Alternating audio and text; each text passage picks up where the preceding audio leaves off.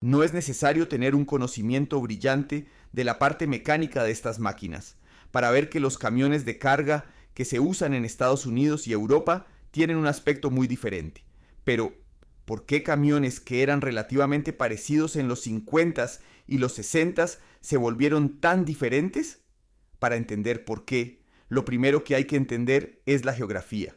Estados Unidos es un país muy extenso, predominantemente plano, con carreteras y autopistas largas y anchas. Y las ciudades podríamos decir que están diseñadas alrededor del automóvil, por lo que en general son más espaciosas y no tan restrictivas con los vehículos grandes. Europa no.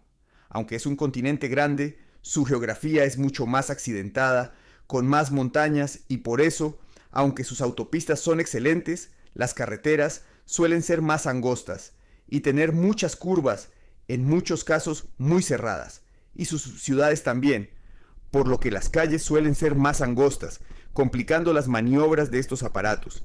Estas diferencias geográficas son las que terminaron condicionando las regulaciones. Aunque no lo parezca, los camiones overcab o de cabina sobre motor fueron muy populares en los Estados Unidos en la década de los 50s, 60s y 70s. Esto era porque la regulación decía que la longitud total del camión tenía que ser 65 pies, es decir, 19,80 metros. Por eso, aunque eran planos, las cabinas eran más largas que la de los europeos, teniendo más espacio para el confort del conductor. Pero esto cambió en 1976, cuando entró en vigor una nueva regulación que solo tenía en cuenta el largo total del remolque, que debe ser de 59 pies o 17,98 metros. Esto daría más libertades a los diseñadores de camiones, resultados que veremos más adelante en este video. Por el contrario, en Europa, aunque hay excepciones en algunos países, la regla más popular de la Unión, y por lo tanto con la que trabajan todos los fabricantes de camiones, es que el largo total del camión, es decir, cabina y remolque, no debe sobrepasar los 18,75 metros o los 61,51 pies, dado que el tráiler o remolque más largo permitido mide 13,95 metros, el cabezote tiene que ser muy compacto para cumplir con el largo total. Hasta aquí entendemos por qué los camiones europeos son como son.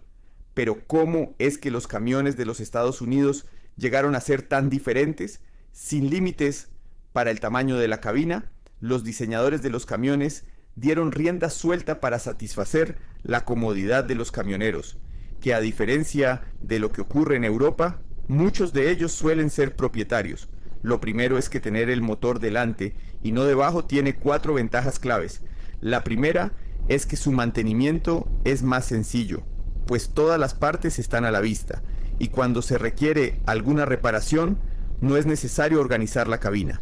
Diferente a los camiones europeos, en donde todo tiene que ser asegurado antes de levantar la cabina para acceder al motor. La segunda, aunque ahora es muy diferente, era la comodidad, pues pasaban menos ruido y vibraciones al interior, lo que también abarataba el costo de insonorizarlos. Además, era y es más cómodo entrar, pues no hay que escalar tanto para acceder al interior. Pero este tipo de cabina tiene una desventaja crucial, la visibilidad, que en los camiones europeos es muy superior, además de facilitar las maniobras en las estrechas calles de las ciudades europeas. Lo tercero es la cabina.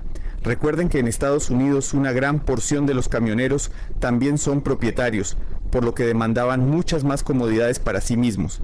Camas más amplias, televisores, microondas, neveras, mesas de trabajo y otras cosas más. Como ya no había restricción de largo de la cabina, pues las hicieron mucho más largas para que tuvieran espacio para estos equipos, algo que en un camión europeo es imposible hacer. Y lo cuarto es la mecánica. Al tener más espacio, los camiones americanos optan por los motores de 6 cilindros en línea, que tienen menos partes móviles, es más barato de fabricar y permite hacerle mantenimiento de forma más sencilla.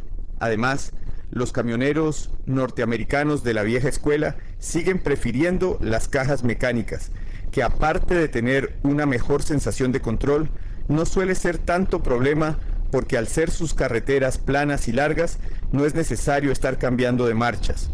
Los europeos, por su parte, recurren a motores V6 o V8, porque su diseño más compacto permite ubicarlo debajo de la cabina.